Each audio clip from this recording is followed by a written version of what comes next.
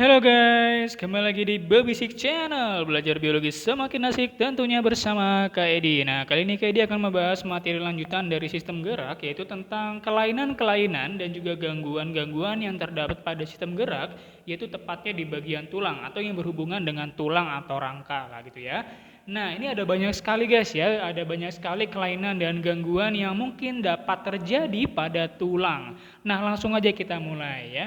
Yang pertama adalah apabila terjadi kecelakaan, maka nanti akan bisa menyebabkan 3 kejadian atau 3 kelainan, yaitu yang pertama namanya memar, yang kedua fisura, dan yang ketiga fraktura. Jadi ada 3 ya guys ya.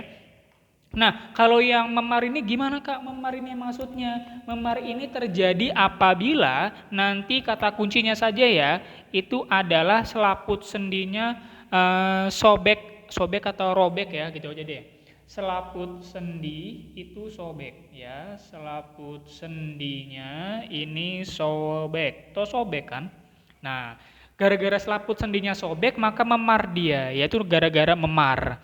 Dan nanti setelah sobek itunya, selaput sendinya, maka nanti ujung tulang dan sendinya menjadi apa? Lepas ya. Ujung tulang dari sendi itu akan lepas. Sehingga nanti juga disebut dengan urai sendi ya. Makanya memar ya. Kakak ulang, memar terjadi gara-gara selaput sendinya sobek dan nanti bisa diikuti dengan pelepasan ujung tulang dari pusat sendi ya. Kalau fisura, fisura itu adalah retak. Jadi tulangnya retak.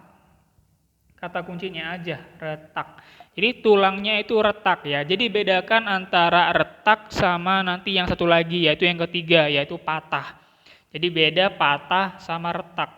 Kalau patah ya patah, atau patah kan, kalau retak cuma sekian doang. Mungkin mau jadi patah nggak jadi, itu namanya retak. Jadi kalau udah patah ya lepas gitu kan, terpisah tuh.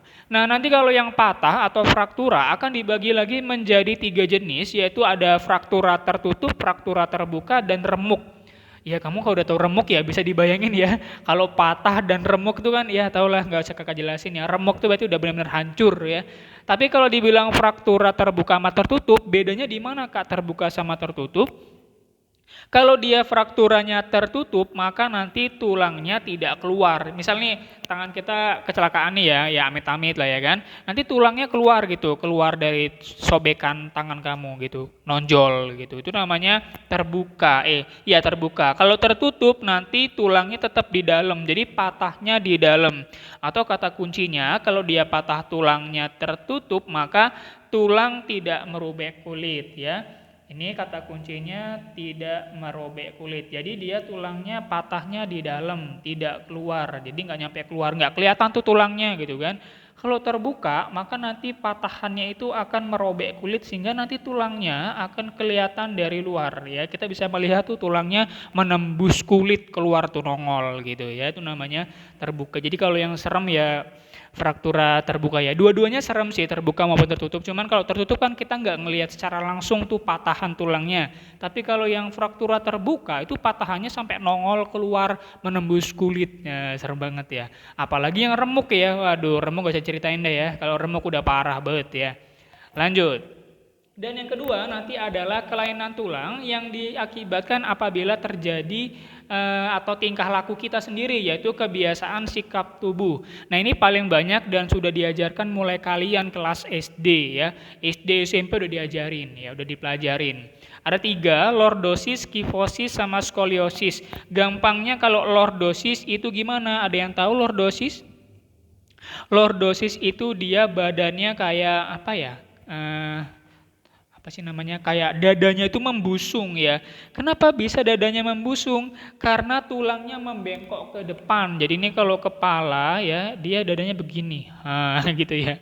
Jadi kayak bebek jalannya, wek wek wek wek gitu ya kan. Kamu tahu bebek kan? Bebek kalau jalan gimana? Dadanya kan ngebusung banget kan. Jadi dia kayak tulang belakangnya itu kayak menuju ke depan, kayak mendorong ke depan sehingga dia badannya kayak seolah-olah kayak tongge, tongge apa bahasa tongge? Pokoknya kayak dia itu kayak bebek lah badannya. Ya, kayak agak nongol ke depan gitu ya. Nah, itu lordosis, ke depan dia tulangnya. Karena kenapa ke depan? Karena kedorong tuh tulang belakangnya menuju ke arah depan sehingga dia seperti kayak ke depan badannya gitu. Kalau kifosis beda lagi, tulang belakangnya ya.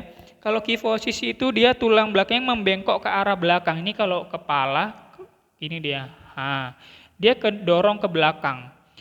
Ini mata di sini ya, ini mata ke sini cuman dia jadi bungkuk ya. Kifosis nama lainnya itu bungkuk ya, bungkuk. Kenapa bungkuk ya? Karena tulang belakangnya kedorong ke arah belakang ya, sehingga ya kamu tuh bisa bayangin bungkuk kan ya. Bungkuk itu gara-gara tulang belakangnya terlalu kedorong ke belakang. Kalau lordosis terlalu kedorong ke depan. Nah, kalau skoliosis huruf depannya aja. Skoliosis itu huruf depannya apa? S kan. Nah, jadi nanti bentuk kalau kita ngamatin skoliosis itu dari depan tubuh dia atau dari belakang dia. Jadi tulang itu bentuk S gini, kurang lebih tulang belakangnya kayak bentuk S. Jadi nanti bisa jadi badannya itu bengkok ke arah kanan atau bengkok ke arah kiri. Pokoknya bentuk S gitu. Badannya pokoknya agak condong ke kanan atau condong ke kiri, dan kalau dia mati bentuknya seperti huruf S tulang belakangnya kayak gitu ya. Itu gara-gara salah duduk ya, makanya kamu jangan salah duduk, yang tegak ya tegak, jangan tunduk atau bungkuk, nanti kamu bisa kena gangguan yang ini ya. Dimulai dari yang sederhana aja, perbaiki sikap duduk kamu atau sikap tubuh kamu saat kamu duduk ataupun yang lain lah gitu ya. Yang nomor 3 adalah kekurangan vitamin D. Vitamin D ini sangat dibutuhkan untuk proses penulangan. Kamu udah lihat video KD kan tentang proses osifikasi ya. Dan kenapa dibutuhkan? Karena dibutuhkan saat proses kalsifikasi atau penulangan biar tulang itu semakin kokoh dan semakin kuat ya.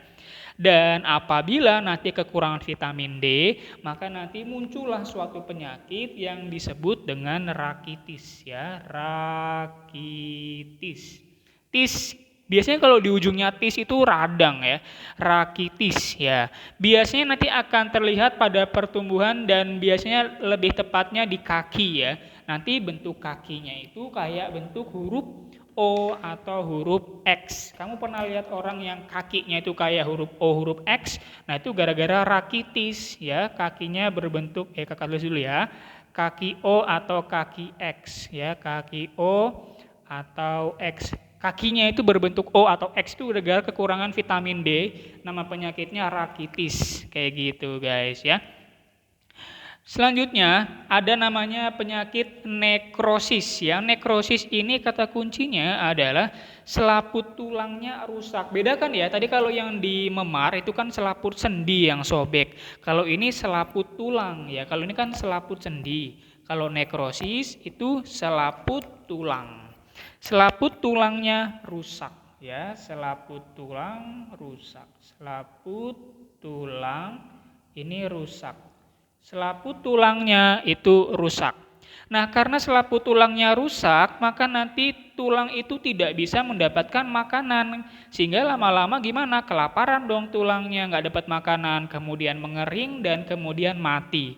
Atau kalau kita bilang nekrosis ini kekakuan tulang, tulangnya itu udah benar-benar mati, kaku. Jadi kenapa kaku? Kenapa mati? Nggak bisa gerak dan sebagainya. Ya karena selaput tulangnya udah rusak sehingga untuk proses distribusi makanan ke tulang itu nggak bisa, gitu guys ya. Selanjutnya gangguan sendi. Gangguan sendi yang kita bahas pertama adalah dislokasi ya. Dislokasi ini nama lainnya adalah apa ini nama lainnya? Sendi geser ya. Kakak arah ke bawah dikit ya biar kelihatan. Gangguan sendi yang pertama dislokasi atau nama lainnya sendinya bergeser. Wih, bisa kamu bayangkan sendi itu bergeser? Waduh, sakit banget pastinya ya. Sendi bergeser. Dan kenapa dia bisa bergeser? Karena ligamentumnya sobek ya. Kenapa bisa bergeser? Karena ligamentumnya bergeser. Ingat ligamen, kan ada ligamen, ada tendon. Kalian sudah belajar itu di jaringan hewan. Ligamen itu penghubung antara tulang dengan tulang. Kalau ligamennya itu sobek, berarti penghubung antara tulang sama tulang itu udah nggak kuat ya. Makanya menyebabkan sendinya bergeser. Itu namanya dislokasi, pindah tempat gitu kan.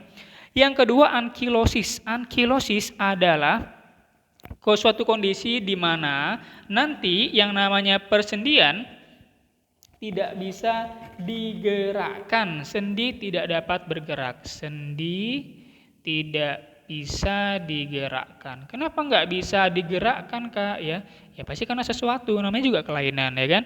Tidak dapat digerakkan, ya karena kayak kaku sendi. Nama lainnya kaku sendi itu ankilosis, ya mungkin bisa jadi gara-gara memang udah kelainan ya.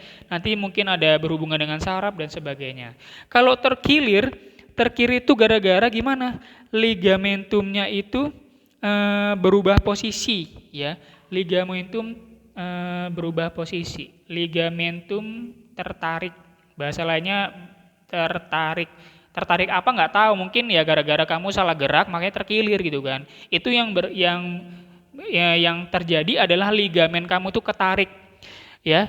Yang menyebabkan ligamennya ketarik kemudian berubah posisi tuh ligamen kamu. Ingat, ligamen itu penghubung antara tulang dengan tulang. Makanya kalau terkilir itu rasanya benar-benar sakit ya, karena dia berhubungan dengan tulang ya, tulang ke tulang. Penghubung tulang dengan tulang itu ligamen, guys. Nah, gitu ya. Dan yang terakhir, gangguan pada tulang atau kelainan pada tulang adalah artritis. Kita lihat di sebelah kanan ya.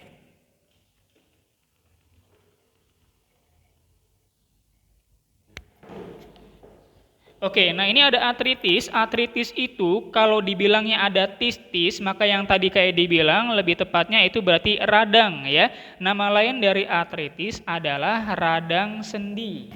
Dan ini radang sendi ini nanti ada banyak sekali jenis-jenisnya. Yang pertama kita bahas ada gout, kemudian seterusnya ya.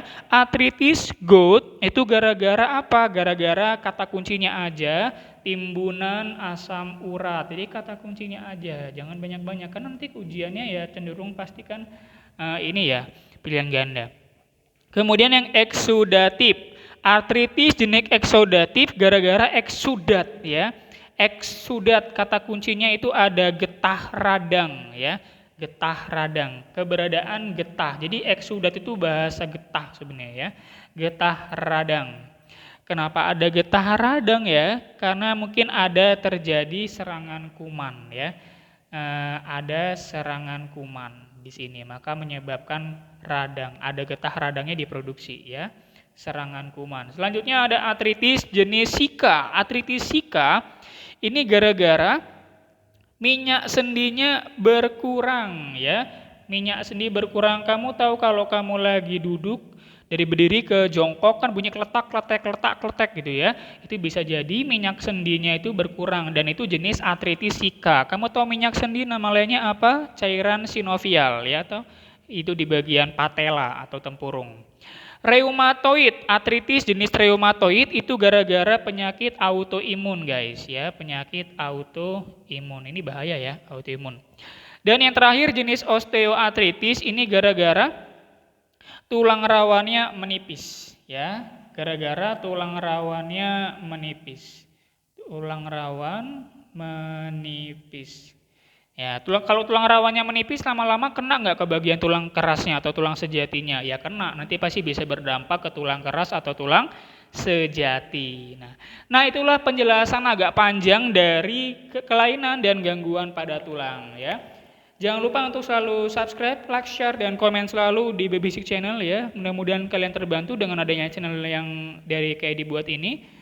Babysik Channel, belajar biologi semakin asik tentunya bersama Kak Edi. Bye-bye.